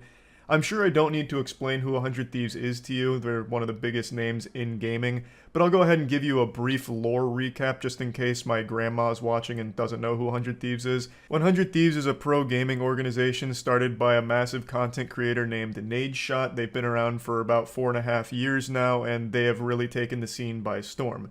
They have pro gaming teams as well as big content creators. and Frosty was part of one of their content creator teams called The Mob. The Mob sailed away from 100 Thieves some time ago, but Frosty has now come out with big claims against the org, talking about how shady and shitty they were. And in response to these tweets, Nadeshot, the founder of 100 Thieves, went live on Twitch to address the controversy directly. And I know Nadeshot doesn't own Arby's, but he brought the meat regardless. He spent about an hour and a half finally pan-searing Frosty's cheeks in front of 45,000 people. It was a pretty well done response to everything, and I do like Nadeshot. However, he said something and revealed something that a lot of people are writing off as okay when I don't think it should be. And that's the percentage that 100 Thieves takes of the sponsorship deals they bring to the creators. This is him debunking the 95% claim from Frosty. That we took 95% of their sponsorship deals that we brought to the mob. That is unequivocally, undeniably, without a shadow of a doubt, untrue. It is absolutely untrue. There is no basis for Frosty to say this. At one point, I have an email that the key terms of these deals that we bring to the mob, we would retain 85% of revenue. We did 3 deals for them, and two out of the 3 deals, they took home 65% of the revenue from that deal. Okay, 65% of the revenue from that deal. To me, that's not an amazing look. This is entirely wrong. This is the biggest load of fucking horseradish I've ever seen in my life. I don't know where this 95% number's coming from. It's actually 85. You know, like, that's not much better. Wiggling your finger, well, actually, it's 85% that we'll take up to. Now, Nadeshot, of course, does go a bit deeper into the weeds of it, saying that they did end up giving 65% to the mob for, like, one of their deals in particular, which was a $200,000 deal. They walked away with 120 grand, which means 100 Thieves took 80 grand. They got 35%. And that's still an outrageous amount. I have seen so many people defending this number, saying shit like, well, they wouldn't have had the sponsorships without 100 Thieves, so they're entitled to 85%. And they were generous enough to only take 35%. That is a fat, stinky L of a take right there. That kind of naive mentality is exactly why so many creators have been getting fucked in the face for the last 10 years online. Most creators, professional gamers, streamers, whatever, are pretty young, and they don't realize that they shouldn't be signing contracts that have something that extreme in them, like up to 85% we can retain from sponsorships. Even if it said like 35%, that's still a glaring red flag. They don't realize they're being exploited like that. Now, I don't think Nadeshot is doing this maliciously. This is just how the industry has been for about a decade, where the big businesses know that these people are young enough to not make a big hoopla about the sponsorship cut that they take, because to them, they're just making content, doing what they love, and getting some free money on the side because a company's finding ads for them. And then they'll take the lion's share of the ads when really they shouldn't. I think that's an absolute load of fucking dirty barnacles. You know, that's absolute fish paste. So I don't think Nadeshot's doing this from a place of like evil or greed. I'm pretty certain this is what he's always seen in the industry since he's been in it so long. But that's not the way it should be. I've talked about this a lot. I started a company back in 2018 with Matt. I even made a whole video talking about it publicly. It's called Human Media Group. It's a management company where we manage hundreds of creators, some of the biggest names on the platform. We bring them brands, ad deals, campaigns, all that stuff in order to help them stay monetized and make a living out of the content they love to produce. We started it because of this being the industry norm. I made a lot of deals on like the podcast as well as personally that were really predatory, and I didn't know any better. So over time, I learned with Matt, and we started this company to try and help my friends, and then it grew into just helping any and all creators. And with Human Media Group, we take on average 15% of sponsorship deals we bring the creators, but sometimes we even go as low as 10%. So between 10 and 15% is the cut we take from the sponsorship deals we bring to them. And that should be the norm. You should never sign something or agree to do business with someone that's going to be taking 35 or 85%, allowed 85% in the contract. That's disgusting. That's fucking disgusting. The absolute maximum you should be okay with is like 20%. That is the most any agent or company should ever possibly even toy with taking from the sponsorship deals. And I do understand the take people keep tossing around and regurgitating like a fucking mama bird feeding the baby bird, just vomiting it into each other's mouths. The take of, you know, they wouldn't have the sponsorship deals without 100 Thieves. You're right. but that doesn't mean they're entitled to 85% or even 35%. They're not doing the bulk of the labor. The onus is on the creators. They're doing the heavy lifting. The reason the sponsorship deal's there at all is because the creator is there and they're buying the slot from them. What 100 Thieves is doing, or what any management company does, is they facilitate that deal. They negotiate, they get the terms, and they bridge that. They bridge the deal.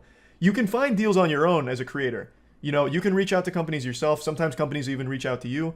The reason why 100 Thieves or any management company at all exists and is effective is because most big brands don't reach out to individuals and don't accept people individually. They will take their ad campaign and their marketing spend to agencies or companies that have a big roster, and they'll buy bulk. They'll say, we have this campaign for this demographic and we want this many viewers. Who do you have for us? And that's when the company will provide you, if you're part of their roster, like 100 Thieves, they'll throw your name in there, and if they say yes, then you've got the deal. It's not like they're doing anything that entitles them to such a crazy cut of the sponsorship deal. It's just a pretty ludicrous notion. Yes, the companies like 100 Thieves or any management company does have access to brands that individuals won't, but still, it doesn't mean that they should be taking such a crazy amount from you either. One of those deals, they made $30,000 each. It was a $200,000 deal. They walked away with $120,000, I believe it was. Okay? And what you don't understand is that we have to employ a partnerships team that needs to go out and source these deals. Then you have account management that handles, once that deal is sold, account management coordinates with everybody else within the company, whether it's marketing, whether it's content, whether it's a deal that is done with talent. And we have to incur labor expenses to make these things a reality. All of those things he mentions there, Human Media Group also has, and I assure you 15% is still profitable. It's plenty. It's not as profitable as 35 or 85%, but it is plenty. It's not necessary to be taking such a high cut of those sponsorship deals. Now, I do understand that 100 Thieves is not a management company first and foremost. They are a professional gaming organization. They have content creators, they have pro gamers. I understand that, but they do have that management arm clearly, since he's mentioning this team. So I know that 35% is still outrageous. And I do get the argument that will inevitably be made that they only have like 20 creators they're getting sponsorship deals for, whereas Human Media Group has hundreds. So, you know, just going by scale, taking 15% of hundreds of deals is more profitable than taking 15% of 20. And that's a fine argument to make, like I get it. However, those 20 creators that 100 Thieves has are massive. He mentions a $200,000 deal. That's one campaign. If you took just 15% of that, that's 30 grand from a single marketing campaign with a single member of the 100 Thieves community there, one single group. That's a great take home. It's not as much as the 80 they did take home, but 30 is plenty. So I just completely disagree with all the people defending this 85%, which I think is indefensible. But even the people defending the 35%, I just think that is still excessive, and we need to get past this idea that the companies that are getting the sponsorship deals are the ones that deserve the biggest cut of it or a massive cut of it, because that's just not how it should be. It should be the creators getting the bulk of that deal, because the deal is there because the creator is there in the first place, right? Like, it's just, we're getting it backwards now. We're starting to go in reverse here. So I just wanted to get that point across, that I think 100 Thieves, if it's 85% for all their creators, is outrageous, or even 35%, it's way too high. Now, I do want to go into a bit more just to conclude the entire situation here with the drama. I think overall Nadeshot came out of this looking significantly better than Frosty. One of the big claims Frosty made is that they were completely broke when they were signed with 100 Thieves. They were forced to move to West LA, and their salary didn't enable them to like have any quality of life, talking about like having to skip meals sometimes to pay rent, and that they were living in a $10,000 a month house. And that is true. According to Nadeshot, they did get encouraged to go out to West LA. However, they chose the $10,000 house. And even on Frosty's own stream, he tried to make a point saying West LA is so expensive that, you know, all we could do was take a $10,000 house. But then he goes on Zillow and immediately proves himself wrong, just spits in his own face. He brings up other cheaper alternatives. There were some for like $5 or $6 grand a month as opposed to $10K a month. So they were cheaper alternatives where they didn't have to dump their entire salary into rent. But overall, I don't think they should have been forced to go to LA in general. No one should be. LA sucks. I fucking hate LA. I'm just not a fan. I think it's way too expensive. Their salaries were $2,500 each, and that doesn't go a long way in LA, so I don't think they should have been forced to go there anyway, but they did make a mistake choosing such an expensive place to live. Nadeshot said it was their choice to live there, and it was. He confirmed that. There were cheaper alternatives that they didn't even consider, I guess. So overall, a lot of the responsibility fell on Frosty, and a lot of these claims seem to be baseless. But it's a lot of just he said, she said. But again, I think Nadeshot came out of this looking much better. I think he did a great job of defending himself, and Frosty kind of made a fool of himself, especially towards the end where he said this. You literally provided no proof? Bro, because for me to provide proof, like, what is there to provide proof of? Like, why would I be lying? Like, I would have to show text messages. Like, this is what I mean, bro. This is why I wanted to wait. You were the one that made the claims. You should have, like, something, I would expect. And what do you mean there's no reason for you to lie? You have plenty to gain out of lying. Well, you know, clout. You got, what, 30,000 concurrent viewers during your stream debunking it? And you hadn't streamed in 3 months, and before that we're averaging a couple hundred? Like, there was so much to gain out of a controversy like this. There's plenty of incentive to lie. At the very least, Nadeshot was open and honest about things, even something as bad as the 85% of the sponsorship deal thing. Nadeshot also pulled up metrics to talk about, like, how they weren't doing content and certain things. Nadeshot did come with receipts as well as, like, actual evidence to back up what he was saying to defend the company. Frosty spent the whole stream just saying stories and like talking about things in a roundabout way. A lot of times it just seemed like straight up entitlement, like he was expecting them to bend over backwards to do everything to make them happy at all hours of the day. And so the stream didn't go super well for Frosty. I don't think he did a great job of like proving his claims. Maybe he'll come forward with like actual evidence to support these things in the future, but for now it does look like Nadeshot like did the best here in this situation. I just wanted to talk about mainly the sponsorship thing, since that's what I took a big issue with, not so much the drama between the two of them. So that's really about it. So yeah. Smash World Tour, unjustly shut down, an absolute sin, an affront to God. It was a very awful thing that happened recently. The Smash World Tour, the biggest circuit the professional Smash Brothers scene has ever seen, biggest prize pool, and it was supposed to happen in a couple weeks, but the night before Thanksgiving, the tournament organizers got an email from Nintendo that basically implied it needs to be shut down. Now they came out with their statement, and it also implicated an organization named Panda as being an accomplice to Nintendo, in fact, perhaps even the main big bad raid boss behind the scenes that had a history over the last year of them working with Nintendo of trying to strong-arm other tournaments into joining the Panda Cup circuit, which was a competing circuit. And the CEO of Panda, his name is Alan, he made these threats to other organizations when they wouldn't join him, saying, it'd be a real shame if this got shut down, if Nintendo had to get involved with your unlicensed event. You sure you don't want to join Panda? You positive? It's safe over here. Suckle on our bosom. We'll keep you safe. And he just make these threats.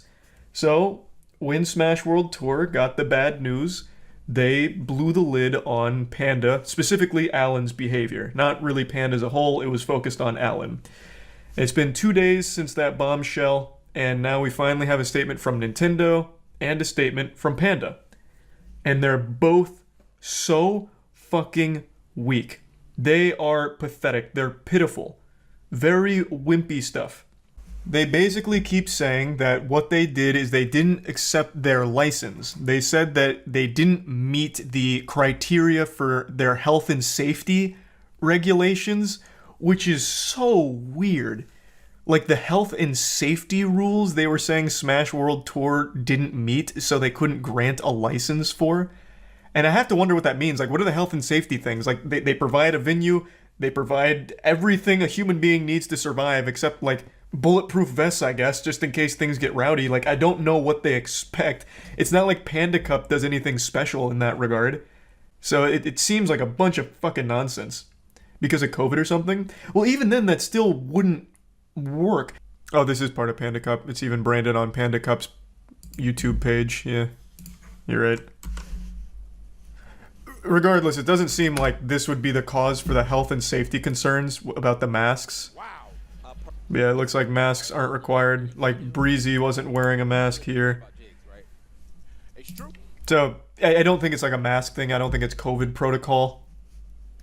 It just seems like they looked for any excuse imaginable to slap Smash World Tour down or not give them the license. But yeah, they basically So they tried to like wipe their hands of it and say, no, we're pretty innocent here.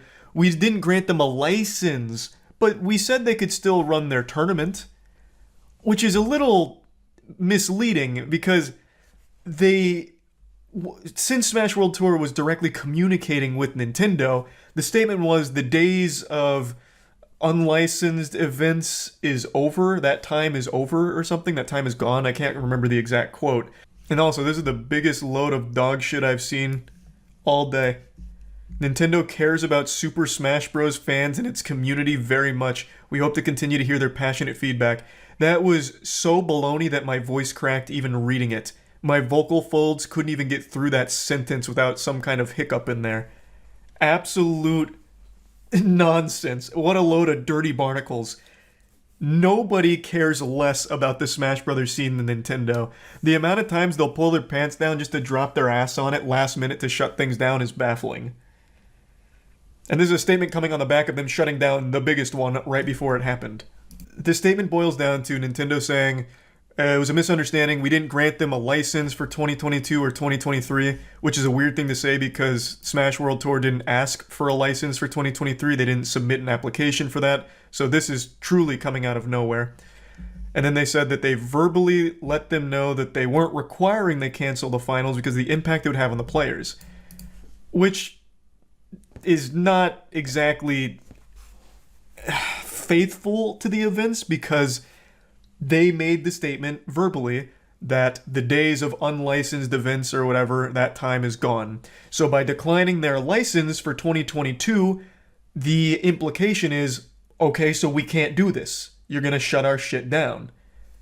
Which is how this all happened. So it's just not a very strong statement from Nintendo. It doesn't really shed light on anything other than their incompetence and inability to work with the community or clearly convey messages and information. I'd like to briefly explain this a bit deeper. So, Smash World Tour throughout the circuit was in direct communication with Nintendo and had their unofficial blessing to continue. It wasn't an official license or a partnership like that, but they had like the nod of approval to continue without intervention. It was something they were completely okay with having the Panda Cup and the Smash World Tour run at the same time. And it was all well and good until shit got stinky. The Nintendo representative they were communicating with verbally told them that the days of unlicensed events and tournaments were days that were now behind them, and then they received in writing a notice that they were not receiving a license for the Smash World Tour. Thus, connecting these two dots leads them and anyone with a brain to believe that they are being shut down, which is something Nintendo has done before with Big House, and in a pretty similar way as I understand it. So that's how Smash World Tour got axed by Nintendo. And the statement from Nintendo about what they verbally said to the tournament organizers isn't actually accurate to what was conveyed to them. They received entirely different information from the representative, and in the Smash World Tour official statement about the situation, they debunk that claim. What they say contradicts Nintendo's statement. And of course, it's a huge deal because the Smash World Tour is the biggest tournament the Smash scene has ever had, and it's going to cost the tournament organizers thousands upon thousands of dollars out of their own pockets, as well as the players that were attending. So it's just a big fucking disaster. This Panda one, it would have been better if they actually just printed a blank document with the Panda logo at the bottom. I stole that little comment there from someone down here. I don't want to scroll too far because I saw Council of Cox earlier on Twitter and now I'm a little afraid. Someone edited this and it was just a blank page with this logo and that was a better response. This is so trash. It is so trash. They suck their own dick. They talk about like, oh, we provide the, resources, expertise to help with a lot of majors. We're really community focused. We want to build the best community ever and the best events. And there's no greed on our side. We just want Smash to fuck ass. Like, that's what we want. And then they very briefly, very flippantly acknowledge that their CEO went full-blown, like, Winter Soldier over here. In the Smash World Tour statement, there are a number of accusations leveled against Dr. Allen, the CEO of Panda.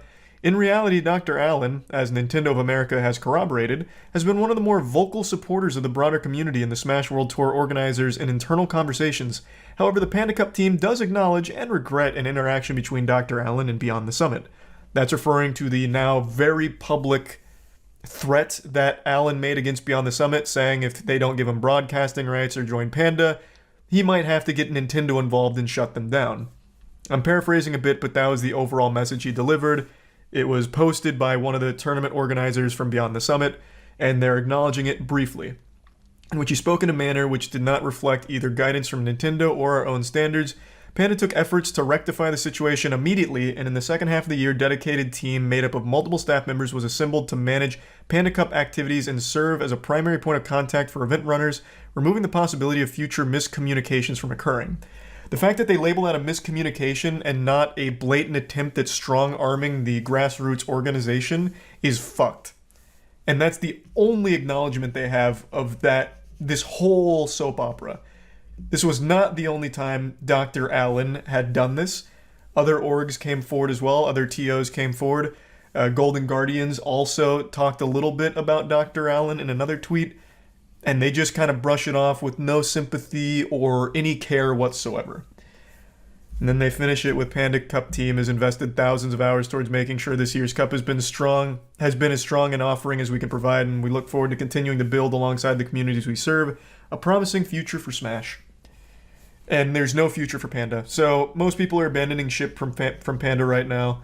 IBDW, who's one of the top 3 players in the world for Melee, is now a free agent. It seems like most Panda players are abandoning. Like, this shit is sinking. Like, this is a disaster. I don't know how this group goes forward anymore. It seems like Panda's kind of dead now from the actions of their CEO. And in none of this did they make any kind of clarification or talk about their involvement with these less than appropriate business actions. Instead, they just default to gargling the asshole of Nintendo, saying, look at what Nintendo said. They're right about it. That's what happened. It's just a misunderstanding. It was about licensing, and Smash World Tour just, we never wanted to shut them down. We were surprised as you guys. We were fucking shocked. We couldn't believe our eyes. Even if Panda is dead, can Grassroots still operate due to Nintendo now? That we don't know. I will say, I should have left their statement up so we can go back and forth. I will say one thing from this statement that gives me some sense of optimism, though I know this is misplaced because it's Nintendo and their motto is we rub our ass with optimism. They made this statement. Even to the point, almost highlighted the wrong one. Oh, it's the first sentence here. We are open to partnering with other organizations and will continue to offer licensing for major tournaments outside of the Panda Cup. Christ. It was so unbelievable my eyes couldn't even register it when I looked back on it. Yeah, so that statement right there gives me some level of hope that they seem open to working with the community. But that's, of course, just fluff. Until they prove that, I have no reason to put any amount of faith in the statement. That could just be there for some corporate pandering. Then why didn't they license Smash World Tour? Exactly. The health and safety concerns of the fans, I suppose. I don't know. It literally means nothing. And they say it's important that the partner adheres to brand and IP guidelines and conducts itself according to professional and organizational best practices. Meanwhile, they partnered with the Smash Bros. Mafia with Alan at Panda Cup. Like, this is nothing. This doesn't make any sense. If they're open to partnering with other orgs, Smash World Tour was literally the most reliable and most well-respected. VGBC has the most goodwill in the entire community. Well, on par with, like, Summit. Beyond the Summit. If the issue was health, why would they not say, hey, this is the issue, fix it? I don't know, because they probably couldn't think of anything. like, what do you mean? The health and safety of fans at a Smash Bros. Tournament? Like, the worst thing that could happen there is someone passes out from extreme odor. And that's, like, it's not like Panda solved that problem or anything. Like, there's nothing. They didn't have anything. And for what it's worth, when I went to Low Tide in person, it really didn't smell bad. In fact, I was probably the smelliest person there because I hadn't showered in the last 24 hours and was about to go on a 20-hour road trip and had already spent 4 hours in a car. I was probably like the Methodist that blew through. So I don't know if that stigma's still around. I don't know if that's like normal where it doesn't smell like shit. Couldn't tell you. But when I went, it really wasn't too bad. Yeah, the Smash World Tour is canceled, and there's really nothing they could do to like make it happen now. It's way too late. This happened the night before Thanksgiving and only a couple weeks out from the championships. Like, there's no way they could put it on anymore. But that brings us to the next point. Ludwig came in here slinging a little bit of meat. So, Ludwig said in response to the Panda Nintendo lackluster, or in response to the Nintendo and lackluster statement from I just had a glitch there. In response to Panda and Nintendo's lackluster statements, Ludwig is hosting his own impromptu tournament, hoping to pretty much overshadow Panda, take some wind out of their sails. So he's doing a big prize pool, and he's invited the top 8 from the Smash World Tour rankings. That, of course, includes Light. Unfortunately, Cole is not top 8. I think he's number 10, so he didn't make the invitation, which is a shame, which he would have for Smash World Tour. But it's still great that he's doing this, regardless. The new Smash World Tour statement directly contradicts Nintendo. Oh, I know, I already mentioned that. What Nintendo and Panda is stating was not the reality of what Smash World Tour was told, nor what they received in writing. So it's nothing from Nintendo and Panda. They've done a terrible job. Yep, that is the reality of the situation. Alan got greedy, wanting a little monopoly on Smash tournaments, or at least, at the very least, a Smash circuit, and in doing so may have burned his entire company to the ground. Because Panda, without their players, and without players to play in their tournaments, they have nothing. There's always going to be someone willing to accept to play. I would agree with you in any other scene, but Smash Bros, you get like actual lollipop sticks for a prize. So it's not like there's a huge monetary incentive to compete. The reason you compete is because you want to be the best, or you want to support your local scene. And if you don't like the org that's putting on the tournament, it's not like you have a big incentive to go there and play for fucking $15. Like, you're not going to bother if you don't like that company. Over the last year, Smash has been eating good from their tournaments, with people like Ludwig, Summit popping off. Like, they've had big prize pools, but that's not the norm. That is far from the norm. Last night at around midnight, we were blessed with another chapter in this never-ending story of drama with Nintendo, Panda, and Smash World Tour. This is, of course, a scene I'm very passionate about, since our esports organization literally started in Smash Brothers. Without Smash Brothers operating the way that it has been, there would be no Moist Esports, and without Moist Esports, the world is a worse place. So I've been following this story extremely closely, and last night we got a brand new development. Now, we had previously already had a statement from Nintendo. They dusted off their typewriter and sent in the carrier pigeons to deliver their letter, stating that the cancellation of the Smash World Tour was, I guess, a bit of a misunderstanding. They didn't give them an official license for the Smash World Tour, but apparently verbally said they're okay to continue it, even though Smash World Tour says that verbally they said the opposite, that grassroots unlicensed events aren't welcomed anymore. So very conflicting reports there. I tend to lean on the side of Smash World Tour organizers being more truthful in this situation, since it seemed Nintendo was kind of in panic mode and delivered that statement. And then we also got a statement from Panda saying the same thing as Nintendo, but then also dismissing Alan's behavior as not that big of a deal.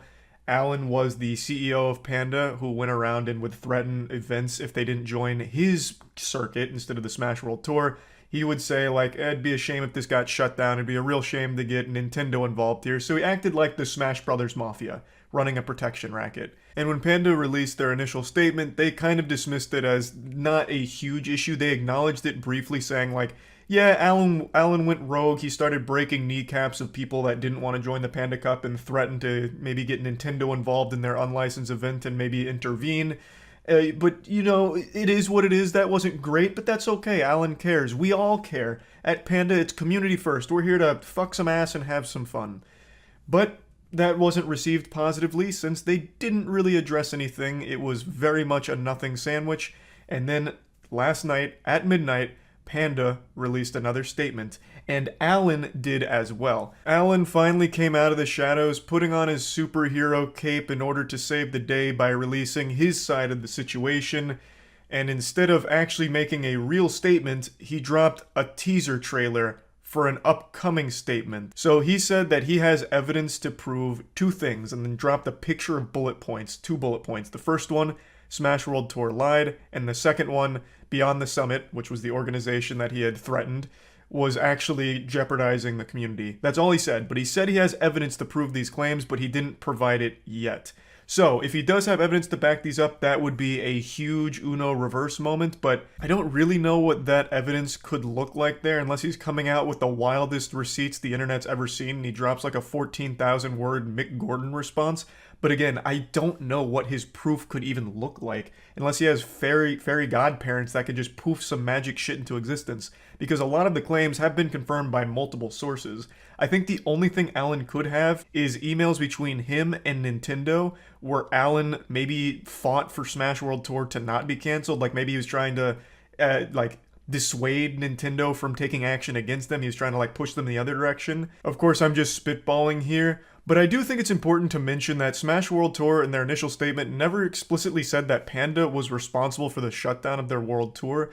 They just pointed out the bad behavior from Alan that messied the water and made it extremely difficult for the Smash World Tour to actually function properly with their communications with Nintendo, and made it a less than optimal environment for this circuit to exist in with how everything was being handled by Alan and Panda. So overall, that section in the Smash World Tour statement that focused on Panda was mainly just shining a light on a history of bad behavior from Alan and how he would leverage that relationship he had with Nintendo against other organizers, like with the threats he had made. So it was just talking about the negative implications from his behavior and how it affected that whole community of tournament organizers and made that whole scene worse behind the scenes.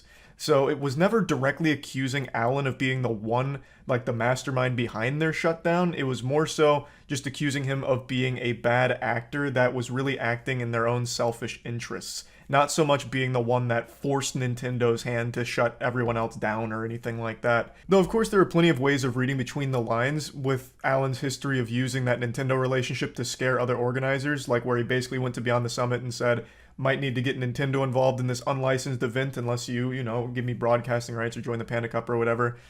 You could then say that there was a very real chance that Alan did that again to the Smash World Tour, which eventually led to its shutdown. But that was never a claim Smash World Tour themselves were making. They were never saying Alan was the one that made Nintendo do that. They were just showcasing his bad behavior throughout the months and how it negatively affected the relationship for everyone. So I guess, and this is again just speculating, Alan could come forward with that evidence saying no, I never made Nintendo shut Smash World Tour down. I never shut Smash World Tour down. That wasn't me. That's a lie. But again, that was not the claim Smash World Tour themselves were making against Alan.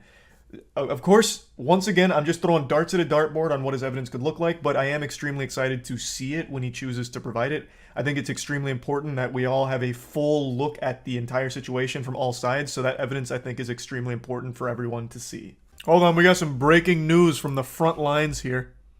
Perfect timing. They tweeted this right at the end of that set. Panda's heard the concerns of the Smash community and is taking immediate action. Well, you're wrong. This is not immediate. This is now 4 or 5 days later. Alan is no longer CEO, effective immediately. In the interim, Panda employees are working with outside advisors to form a temporary interim management committee to act as CEO to navigate this critical time. It is a critical time. Their company is burning. They've lost 80% of their talent. Literally 80% of their salaried players have left or expressed intentions to leave now. So the company would die should that happen. The identities of those in the IMC will not be made public at this time due to concerns over harassment and safety. Fair. The IMC's immediate priorities are work with any team member that desires to resign, including release from any contractual obligations. Good. Support those who feel displaced through these events to find a home, either with Panda or another org. Solid. We call on the community to treat those affected by these events with grace, understanding, and call out and report any attempts of doxing, harassment. Additionally, due to security concerns for our staff and contractors, the Panda Cup finale is postponed. Yeah, everyone that was going left. They all went to main stage instead or just outright canceled. So that's probably a good call because it would have been so fucking pathetic to actually watch that broadcast with empty seats and no players. Would have been going to my 16th birthday party. The IMC will work to ensure or issue refunds to all those who registered, and Panda is committed to demonstrating our dedication to the community and everyone who shares our passion. Panda is committed to doing our part to move the competitive Smash community above and beyond the current situation, starting with an eternal restructure and re-education That word is always so dystopian. A re-education. It makes it sound like they're going to lobotomize all the employees. To our values as members of this community. Had this been their initial statement, I would have believed them more. If they did this first, I don't think they would have lost 80% of their players. Their first statement was like, hey, yeah, Alan went rogue, and man, that was silly, wasn't it? But that's okay. Hey, Panda Cup's gonna fucking eat ass. It's gonna go great. You're gonna get out there and really steam ham. Like, just downplaying the severity of everything and just being really dismissive. That was a terrible response. This should have been their first one. This one's better. Action. Alan's no longer CEO. Okay, makes sense. He literally did his best to bury this company. Oh, a rededication. Oh my god. Oh, I thought that said re-education. A rededication. That's a seldomly used word. I thought it was going to be about employee training or something. Like, remind them why we're in here and, like, why we're in the community. I haven't seen rededication since, probably ever. Yeah, ceremony in which a building or other structures is formally declared for the second, third, etc. time to have a particular purpose to honor a person or group. Alan's still working at Panda, though. Yeah, but even still, this shows action. Forcing him to step down takes away his power to intimidate other orgs, so he can no longer make those threats about shutting down. This just feels like a big panic response, and it's still not like the best action. Whoops. It's still not like the best action they're taking. Like, it is a step in the right direction, but I don't know how they could ever prove they care about the community going forward after what happened. Like, I don't know how they could ever earn that trust back. So I still don't really see a future for Panda events. Now, maybe they'll be able to earn enough trust back to prevent the other 20% of their players from leaving. That I can't really say. That's a personal decision, and I wouldn't hold it against them if they choose to stay with Panda. Because again, in the fighting game community, money is hard to come by. Prize pools for fighting games are actual nothing burgers. You get like cigarettes. You get like a pack of cigarettes, like chat said. So you're not making money in the fighting game community unless you're sponsored. You're just losing money. So anyone that chooses to stay with them, I totally understand. I think the damage has already been done. I don't really think there's a way of healing it. You can't put the toothpaste back in the tube, right? You know, as they say. The genie's not going back in the bottle. Had that just been their first response, I think they probably could have saved their company. Who knows? Maybe they still can. Don't think there's a way to save it after the double down. That's what I said. Their first response, I think, was what actually buried them. Had they come out with this more hard-lined approach, I do think they would have had a much better chance. I like I said, I still think it's probably too little too late. I don't know how you really earn back the community's trust after this shit. I really don't know how. I haven't read this yet, so this is going to be breaking for all of us. What is missing from the statement is any mention of Alan divesting his interest in the company. My understanding is Alan owns Panda and basically controls the company. At first blush, this just sounds like damage control and a desperate attempt at grabbing a life draft. Yeah, I guess that's a good point. I still think by not being the CEO, he loses most of his power with those like threats he was making, but LD knows far more than I do about this. Now, for those that don't know, LD is with Beyond the Summit. He was one of the people that was directly threatened by Alan. Alan, threatened after not receiving broadcasting rights or BTS joining the Panda Cup, threatened to, he slyly said Nintendo might have to shut this unlicensed event down. Be a real shame if this just came collapsing down. Really getting super villainy with it. So, LD would know far more than I would here. Smash World Tour lied, and Beyond the Summit leadership put the community in jeopardy. That is perhaps one of the douchiest things I have seen. My statement with evidence is coming. Why wouldn't you wait till you had evidence instead of this Twitter... this Tumblr attitude post? So he doesn't even deny threatening them, by the way. He's going to try and justify why he threatened them, saying that their leadership would have jeopardized the community. So I tried to be this saint to extend my bosom for them to suckle in safety. I was doing this for the community. If we let BTS leadership run rampant, the community would have died. At least that's the impression I get. Watch where you're scrolling. Mario is showing his ass in the reply section. Oh, is it Mario Goatsy? I am very excited to see what evidence he has for Smash World Tour lying. Considering they have the statements in writing from Nintendo, and multiple orgs have confirmed Alan having repeated behavior about making those threats. I'm very curious to see. Maybe he has some wild receipts. Maybe. But he should have waited to post those instead of this. Anything but this. Who had a worse response to Backlash, Alan or Helena Taylor? I just can't really consider this Alan's response. Helena Taylor tried to, like, weasel her way out of that situation. Alan's just, he did 2 bullet points saying, it's a lie, and the other people are bad leaders.